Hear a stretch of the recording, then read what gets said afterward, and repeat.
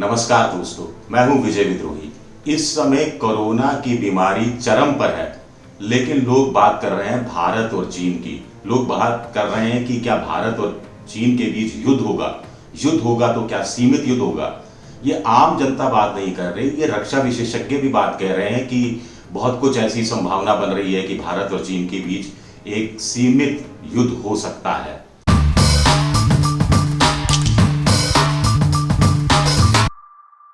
अभी जो युद्ध जैसे हालात अभी बन रहे हैं, गलवान में भारत ने 20 सैनिक अपने शहीद करवाए, चीन के उससे भी ज्यादा मरे, इस तरह की बात की जा रही है। लेकिन बड़ी बात यह है कि क्या वाकई में ऐसी स्थितियां बन रही हैं। रक्षा विशेषज्ञ कह रहे हैं कि चीन तो लगातार तैयारी कर रहा है, पिछले 10 साल से तैयारी कर रहा है, अपने रक्षा बजट को बढ़ाता जा रहा है। भारत और चीन की जो 4000 किलोमीटर के लगभग की सीमा है, जिसमें 23 विवादित क्षेत्र हैं, उन 23 के 23 विवादित क्षेत्रों में चीन सैन्य उपकरण बढ़ा रहा है, टैंक जहां पहुंच सकते हैं टैंक पहुंचा रहा है, सड़कें बना रहा है, हेलीकॉप्टर बना रहा है, एयरपोर्ट बना रहा है।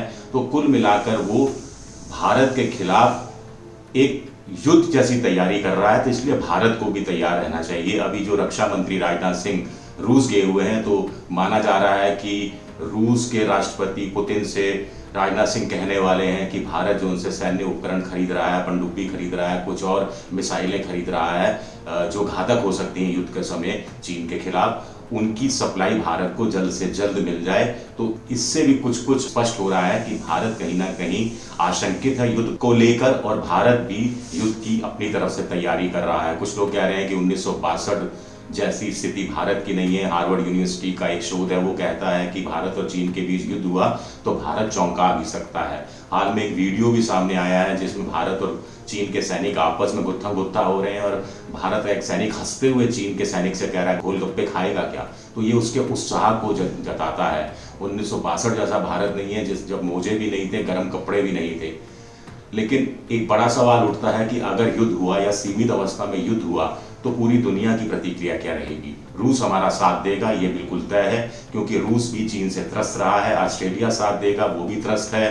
यूरोप के देश भी साथ देंगे, वो भी त्रस्त हैं चीन से। लेकिन अमेरिका, ट्रंप को चुनाव लड़ना है, अमेरिका चाहेगा कि भारत और चीन के बीच अगर युद्ध होता है तो थोड़ा लंबा खिंचे, ताकि वो उसका ज्यादा से ज्यादा सियासी फायदा चुनाव में उठाने की कोशिश कर सकें, और फिर वो मध्यस्थता की भूमिका में आकर मामले को सुलटाकर फिर अपने आप को एक किंग मेकर के रूप में दिखा सकें कि देखिए दुनिया में शांति के लिए ट्रंप कितना जरूरी है। तो उसकी भूमिका अमेरिका की संदिग्ध है, लेकिन हमें उस पर नहीं जाना।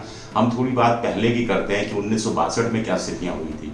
1959 से लेकर 1962 के बीच चीन लगातार भारत को प्रवोक करता रहा था। एक तरफ शांति की बात करता रहा, दूसरी तरफ वो सीमा विवाद को भी उठाता रहा, और भारत के साथ झड़पें भी लगातार होती रही। पंडित नेहरू पर दबाव बढ़ता रहा कि वो कुछ करें। जनता दबाव डाल रही थी, कुछ करें। और उस समय आज जैसी राष्ट्रवादी सरकार है मोदी की, उससे बड़ी राष्ट्रवादी मंत्रिमंडल तो पंडित नेहरू का हुआ करता था, जिसमें कांग्रेस के ही बहुत सारे नेता थे जो पंडित नेहरू के खिलाफ रहा करते थे, और उन लोगों ने भी दबाव पंडित नेहरू पर डाला था। पंडित नेहरू अपनी तरफ से शायद युद्ध नहीं करना चाहते थे, लेकिन इस कदर वो दबाव में आए थे कि वो पेशेंस खो गए, और उन्होंने एक दिन ऐलान कर दिया कि हमने भारतीय सीमा को आदेश दिया है कि चीन की सेना को भारतीय सीमा से खदेड़ फेंके।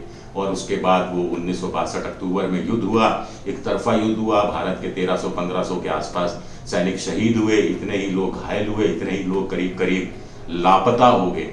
और ये बहुत बड़ा सदमा पंडित नेहरू को झेलना पड़ा, क्योंकि बिना तैयारी के उस समय भारत युद्ध में उतरा था। लेकिन क्या पंडित नेहरू जैसा दबाव इस समय नरेंद्र मोदी पर नहीं है? बिल्कुल है। संसद से सड़क तक हंगामा हो रहा है, बहुत सोशल मीडिया पर भी हंगामा हो रहा है। लगातार बातें हो रही हैं कि भारत को सबक सिखाना चाहिए चीन को। ये भी बातें हो रही हैं कि नरेंद्र मोदी की सरकार चीन को लेकर जिस ढंग से पेश आई है, उससे एक बड़ा वर्ग संतुष्ट नहीं है। लेकिन क्या नरेंद्र मोदी साबित होंगे दूसरे पंडित नेहरू?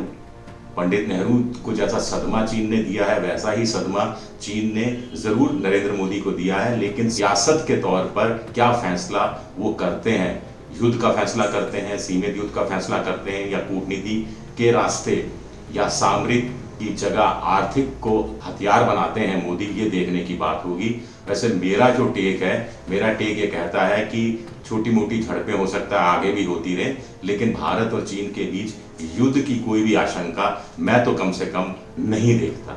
यहां तक कि सीमित युद्ध की आशंका भी मैं बहुत बहुत कम देखता हूं। एबीपी न्यूज आपको रखे आगे।